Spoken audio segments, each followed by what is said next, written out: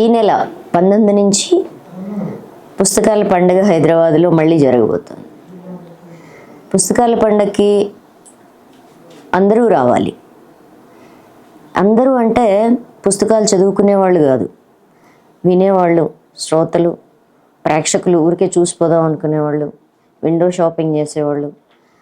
అసలు ప్రపంచంలో మానవ సంబంధాలు ఇంపార్టెంట్, కుటుంబాలని ప్రేమిద్దాం, పిల్లల్ని ప్రేమిద్దాం, లేకపోతే పిల్లలే మా భవిష్యత్తు అనుకునేవాళ్ళు అందరూ రావాలి. ఎందుకంటే ఇవన్నీ పుస్తకాలతో ముడిపడి ఉన్న విషయాలే, ఇవన్నీ పుస్తకాల నుంచి నేర్చుకునే విషయాలే, ఇవన్నీ పుస్తకాలకి మనం నేర్పే విషయాలే.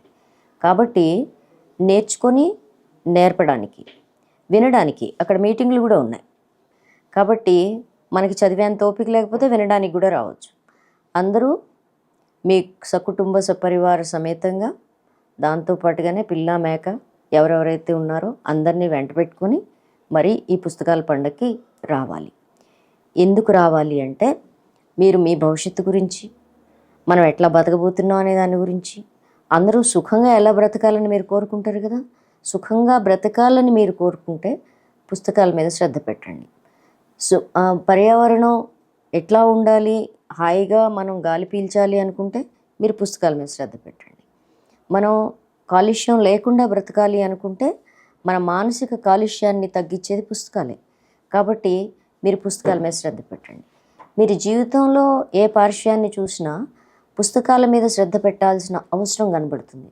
కాబట్టి ఈ అవసరాన్ని తీర్చడానికి పెట్టిన పండుగ ఇది. మనం మిగిలిన వాటి కోసం పరిగెత్తుకుంటూ పోతాం. అవసరం లేని బంగారం, అవసరం లేని బట్టలు, చీరలు ఇవన్నీ కొనడానికి పోతాం. కానీ జీవితంలో నిత్యావసర వస్తువుగా ఉండే పుస్తకం గురించి వెళ్ళడానికి మాత్రం వెనక ముందు ఆడతాం, పట్టించుకోకుండా ఉంటాం. ఇది మీ జీవితానికి చాలా ప్రమాదకరం, చాలా హాని చేస్తుంది. కాబట్టి రండి. ఇంటర్నెట్ కాలంలో మనం సోషల్ మీడియాలో కోల్పోతున్న కాలంలో మనల్ని మనం తిరిగి పొందడానికి పుస్తకాల ప్రపంచంలోకి రండి. అందరూ రండి. ఎవ్వరిని వదలకుండా మీతో పాటు తీసుకురండి.